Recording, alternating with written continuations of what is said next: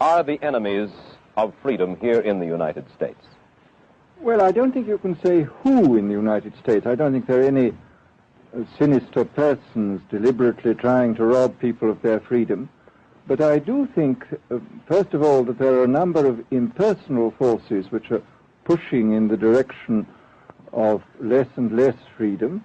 And I also think that there are a number of technological devices which anybody who wishes to use can use to accelerate this process of going away from freedom, of imposing control. Well, what are these forces and these devices, Mr. Hudson?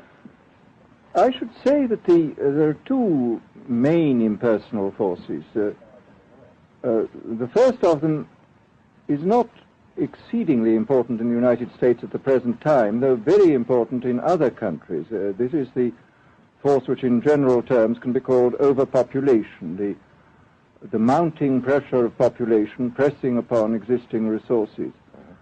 This, of course, is an extraordinary thing. Something is happening which has never happened in the world's history before. I mean, let's just take a simple fact that between the time of the birth of Christ and the landing of the Mayflower, the population of the Earth doubled. It rose from 250 million to probably 500 million. Today, the population of the Earth is rising at such a rate that it will double in half a century. Well, why should overpopulation work to diminish our freedoms?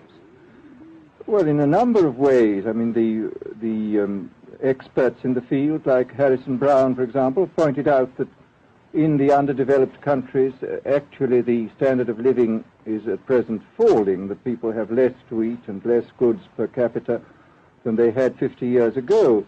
And as the position of these countries, the economic position, becomes more and more precarious, obviously the central government has to take over more and more responsibility for keeping the ship of state on an even keel. And then, of course, you're likely to get social unrest under such conditions, with again an intervention of the central government. So I think one sees here a pattern which seems to be pushing very strongly towards a totalitarian regime. And unfortunately, as in all these underdeveloped countries, the only highly organized political party is the Communist Party, it looks rather as though they will be the heirs to this unfortunate process, that they will step into the position of power. Well, it's an extraordinary situation, actually. I mean, one has to look at it, of course, from a biological point of view. The whole essence of biological life on Earth is a question of balance, and what we have done is to practice death control in a most intensive manner without balancing this with the birth control at the other end. Consequently, the birth rates remain as high as they were, and death rates have fallen substantially. These hierarchical systems controlled by bureaucracies, either the bureaucracies of big business or the bureaucracies of big government. Mm-hmm. Mm-hmm. Now, the devices that you were talking about, are there specific devices or methods of communication which diminish our freedoms in addition to overpopulation and over-organization? Well, there are certainly devices which can be used in this way. I mean, let us take, after all, a piece of very recent and very painful history is the propaganda used by Hitler, which was incredibly effective. I mean, what were Hitler's methods? Hitler used terror on the one kind, brute force on the one hand, but he also used a very efficient form of propaganda, which he was using every modern device at that time. He didn't have TV, but he had the radio, which he used to the fullest extent, mm-hmm. and was able to impose his will on an immense mass of people. I mean, the Germans were a highly educated people. Well, we're aware of all this, but how do you equate Hitler's use of propaganda with the way that propaganda, if you will, is used, let us say, here in the United States? Are you suggesting that there is a parallel? Needless to say, it's not being used in this way now. But the point is, it seems to me, that there are methods at present available, methods superior in some respects to Hitler's method, which could be used in a bad situation. I mean, what I feel very strongly is that we mustn't be caught by surprise by our own advancing technology. This has happened again and again in history.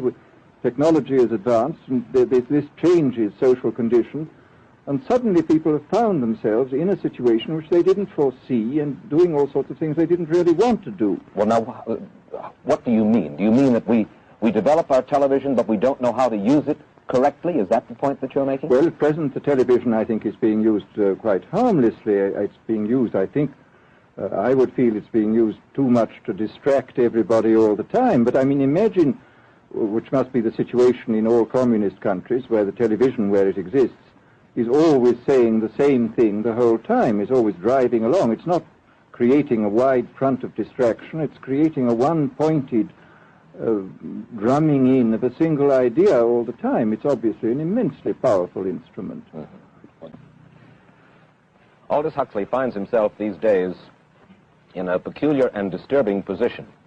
A quarter of a century after prophesying an authoritarian state in which people were reduced to ciphers, he can point at Soviet Russia and say, "I told you so." The crucial question, as he sees it now, is whether the so-called free world is shortly going to give Mr. Huxley the further dubious satisfaction of saying the same thing about us. I want to be here with my little baby Rosie. She's got her hair getting all over me. Rosie, honey, you're a baby. You know you're a little girl. Here's her mommy. Rosie. It's okay, honey. You're a little baby. Her's such a sweetheart. Yeah, her's a little girl. Rosie's a little baby. No, no, no, no. You're not going to jump on my desk, Rosie, honey. You're a little girl. You can be a little baby, okay? You're a little girl. She's my little girl. I love my little Rosie. Look at baby. Look at see my little Rosie. Ooh,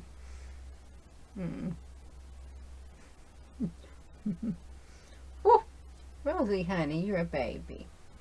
You're a little girl. You're so sweet, Rosie. You're making my nose tickle. Come here, let me hold you like a baby. Her's a little girl. You want to get down? Okay.